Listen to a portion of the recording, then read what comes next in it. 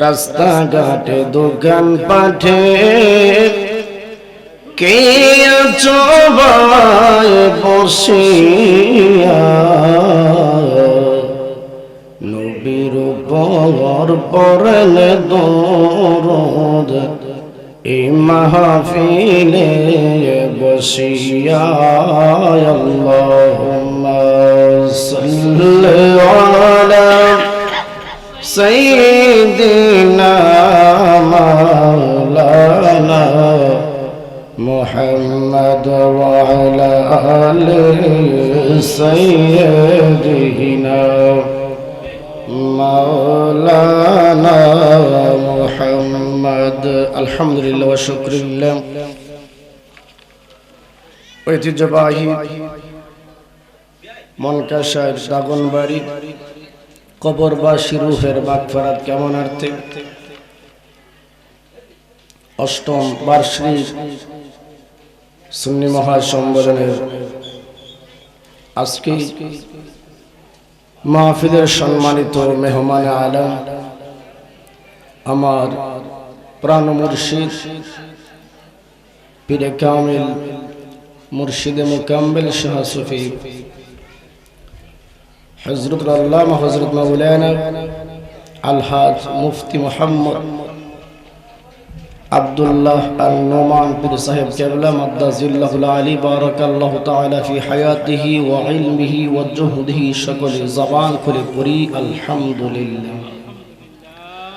আজকের মাহফিলের প্রধান বক্তা, প্রধান আকর্ষণ, বিশেষ আকর্ষণ, বিশেষ বক্তাবৃন্দ উপস্থিত আছেন ঐতিহ্যবাহী মনকাশায় দরবার শরীফের সম্মানিত পীর সাহেব কেবলা। পর্দার আড়াল থেকে শুনছেন আমার শ্রদ্ধেয় সম্মানিত মা ও বোনেরা, সকলের খেদমতে আমি অদম গুনাহগারের সালাম। আসসালামু আলাইকুম ওয়া রাহমাতুল্লাহি ওয়া বারাকাতুহু ওয়া মাগফিরাহ। সর্বপ্রথম মহান আল্লাহ সুবহানাহু ওয়া তাআলা দরবারে শুকর আদায় করছি যে আল্লাহ পাক রব্বুল ইজ্জতুল জালাল আপনাকে আমাকে দীর্ঘ 1 বছর পরে আবার এই দাগনবাড়ির মাহফিলে আসার বসার তৌফিক দান করেছেন। সকলে জবান করে মুহাব্বতে পড়ি আলহামদুলিল্লাহ। সম্মানিত উপস্থিতি, সময় একবারে সংকীর্ণ, যার কারণে কোরআনুল কারীম থেকে আয়াত পড়তে পারিনি। রাসূল পাক সাল্লাল্লাহু আলাইহি সাল্লামের অসংখ্য অগণিত হাদিস মুবারক থেকে হাদিসও পড়া হয়নি। সরাসরি একেবারে আলোচনায় চলে যাচ্ছি। যারা আল্লাহর পথে থাকে, যারা আল্লাহর পক্ষে থাকে, তাদের জন্য আল্লাহ তাআলা সাহায্য আসবে, আসবে, আসবে। জোরে বলেন সুবহানাল্লাহ। আল্লাহ রাব্বুল আলামিন পবিত্র কালামুল মাজিদ ফুরকানুল হামিদের মধ্যে বলছেন ওয়াল আসর, সময়ের কসম, ইন্নাল ইনসানা লাফি খুসর, নিশ্চয়ই মানুষ ক্ষতিগ্রস্তের মধ্যে পড়ে আছে। আপনারা আমার কথা বলতে থাকলে বলুন, আমরা কি ক্ষতিগ্রস্তের মধ্যে পড়ব না আমরা পড়ে আছি? আল্লাহ বলেন ইন্নাল ইনসানা লাফি খুসর, নিশ্চয়ই মানুষ ক্ষতিগ্রস্তের মধ্যে পড়ে আছে।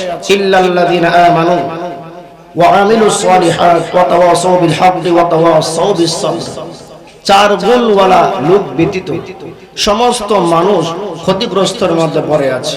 ইল্লাল্লাযিনা আমানু, যারা ঈমান আনয়ন করেছে, ওয়া আমিলুস সালিহাত, নেক আমল করেছে, ওয়া তাওয়াসাউ বিল হক, যারা হকের উপর অবিচল থেকেছে, ওয়া তাওয়াসাউ বিস সাবর, যারা বিপদে আপদে বালা মুসিবতে সবর ধারণ করতে পেরেছে, তাদের কোনো ভয় নাই, চিন্তা নাই। জোরে বলেন সুবহানাল্লাহ। আমি আপনাদের সম্মুখে ভয় নাই, যারা আল্লাহর পক্ষে থাকে, তাদের যদি কোনো চিন্তা নাই, তাদের পক্ষ থেকে যে আল্লাহর সাহায্য আসে, আমি একটা মেসাল আপনাদেরকে দেব, দেওয়ার পরে আমি আমার আলোচনা শেষ করে দেব। আল্লাহ রাসূল পাক সাল্লাল্লাহু আলাইহি সাল্লামের একজন সাহাবী, ওনার নাম হচ্ছে হযরত আম্মার ইবনে ইয়াসির রাদিয়াল্লাহু তাআলা আনহু। জোরে বলেন না সুবহানাল্লাহ।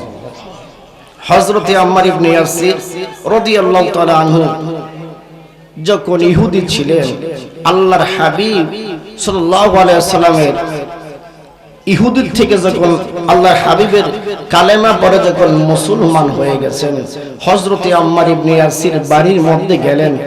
তার বাবা ডেকে বলে, হে আম্মার ইবনে ইয়াসির, কোথা থেকে আসছো?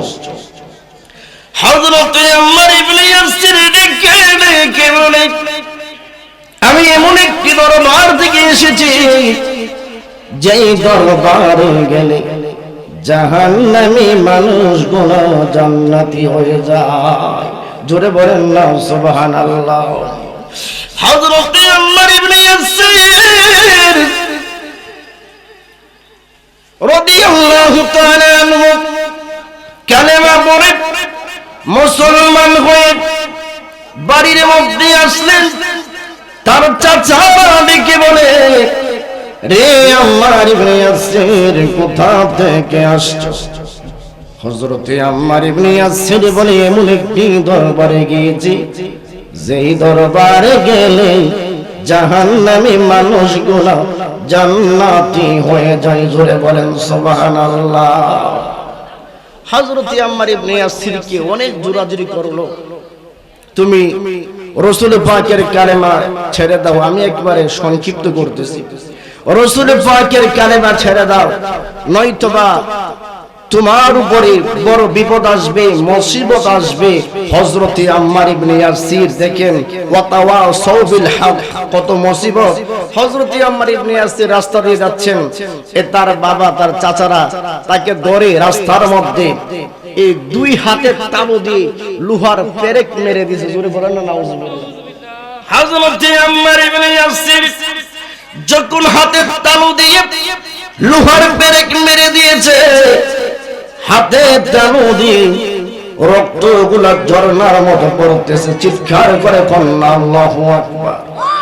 দুই হাতের মধ্যে দুই পেরেক মেরে দিয়েছে, দুই পায়ে তালু দিয়ে দুই পেরেক মেরে দিয়েছে। হাউ মাউ করে কান্দে আর ডেকে ডেকে বলে, নবীজির কালেমা ছেড়ে দাও, নয়তো তোমার বড় বিপদ আসবে। হযরত আম্মার ইবনে ইয়াসির কে চিৎ করে শুনালে, হযরত আম্মার ইবনে ইয়াসির নবী নবী বলে কান্দে। হযরত আম্মার ইবনে ইয়াসির ডেকে ডেকে বলে, আমার জীবন চলে যেতে পারে একটা মুহূর্তের জন্য, মধুর কালেমা ছাড়তে রাজি না। জোরে বলেন সুবহানাল্লাহ। শুধু তাই নয়, হযরত আম্মার ইবনে ইয়াসির কে চিৎ করে শুয়ালে, শুয়ানোর পরে লোহা গরম করে তার পিঠের মধ্যে যখন লাগাই দিয়েছে, রে বাবা, মোম যেমন করে গলে গলে পড়ে যায়। হযরত আম্মার ইবনে ইয়াসিরের কোমর থেকে গোশতগুলা খসে খসে জমিনের মধ্যে পড়ে যাচ্ছে। আল্লাহর হাবিব রহমাতাল লিল আলামিন রাস্তা দিয়ে হেঁটে হেঁটে যাচ্ছে। হযরত আম্মার ইবনে ইয়াসির রাদিয়াল্লাহু তাআলা আনহু ডেকে বলে, ইয়া রাসূলুল্লাহ, ইয়া হাবিবাল্লাহ, নবী গো। আল্লাহু আকবার। একটু মুহাব্বতে বলেন না আল্লাহু আকবার। ইয়া রাসূলুল্লাহ, নবী গো, আপনারা বলেছেন আল্লাহর পক্ষে থাকলে, নবীর পক্ষে থাকলে, কোরআনের পক্ষে থাকলে, ইসলামের পক্ষে থাকলে, ইয়া রাসূলুল্লাহ, আল্লাহ পাকের সাহায্য আসবে। নবীজি আর কখন আল্লাহর সাহায্য আসবে? আমার তো জীবন চলে যাচ্ছে। আল্লাহ রাব্বুল আলামিন কোরআনুল কারীমের মধ্যে বলেন, ওয়াল্লাযীনা জাহাদু ফীনা লানাহদিয়ান্নাহুম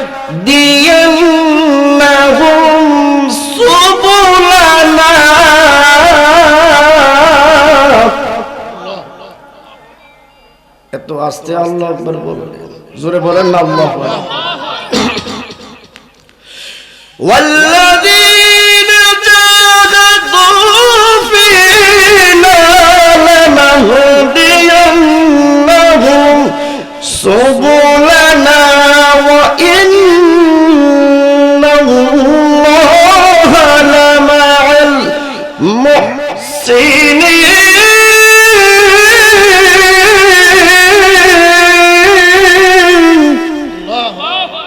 চিৎকার করে কোন আল্লাহু আকবার। হযরতে আম্মার ইবনে ইয়াসির দুনিয়া থেকে বিদায় হয়ে যাচ্ছেন। আপনারা বলেন না, যারা আল্লাহর পক্ষে জীবন দিয়ে দেয়, যারা আল্লাহর প্রেমে পাগল হয়ে যায়, যারা আল্লাহকে পাওয়ার জন্য রাত দিন 24 ঘন্টা মাতোয়ারা হয়ে যায়, তাদের সাহায্যের জন্য কেউ থাকুক আর না থাকুক একজন আছে, উনি কে? জোরে কোন কে? হযরত আম্মার ইবনে ইয়াসির ডেকে বলে, ইয়া রাসূলুল্লাহ, ইয়া হাবিবাল্লাহ, নবীজি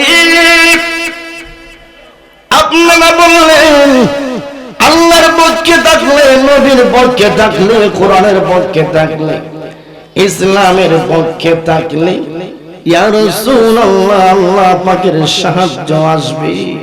আর কখন আসবে? আমার তো জীবন চলে যাচ্ছে।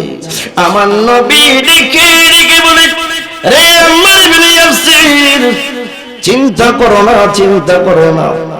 আল্লাহর পক্ষে থাকলে, কোরআনের পক্ষে থাকলে, ইসলামের পক্ষে থাকলে আল্লাহ পাকের সাহায্য আসবে, বিন্দু মাত্র কোনো সন্দেহ নাই। আর আল্লাহ তাআলার সাহায্য আসার আগে যদি হযরতে আজরাইল তোমার এই দেহ থেকে প্রাণ পাখি বাহির করে দে, আমি আল্লাহর নবীর জবানে ঘোষণা করে দিলাম তোমার জন্য আল্লাহর জান্নাত ওয়াজিব হয়ে গেছে। জোরে বলেন সুবহানাল্লাহ। আল্লাহু আকবার, আল্লাহু আকবার। তো যারা মুহসিন হয়ে গেছে, যারা আল্লাহর প্রেমে পাগল হয়ে গেছে, সে মুহসিন বান্দার জন্য আল্লাহর সাহায্য আসবেই আসবে। আল্লাহ পাক রব্বুল ইজ্জতুল জালাল যেন আমাদের সকলকে আল্লাহর পক্ষ থেকে, আল্লাহর হাবিবের পক্ষ থেকে জীবন দেওয়ার তৌফিক দান করুক। সকলে পড়ি আমিন। এই বলে আমি আমার সমাপ্ত আলোচনা এখানে সমাপ্ত করছি। আসসালামু আলাইকুম ওয়া রাহমাতুল্লাহি ওয়া বারাকাতুহু।